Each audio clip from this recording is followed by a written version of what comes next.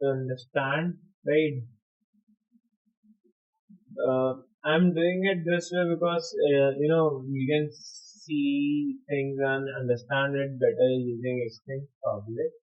As you can see, you can do it here. Grid center, grid extent, visible in the Unity inspector, etc. And if you create a C sharp script, a demo C sharp, so that it gets attached to a game object, you need to rewrite it. Or I'm gonna copy the right.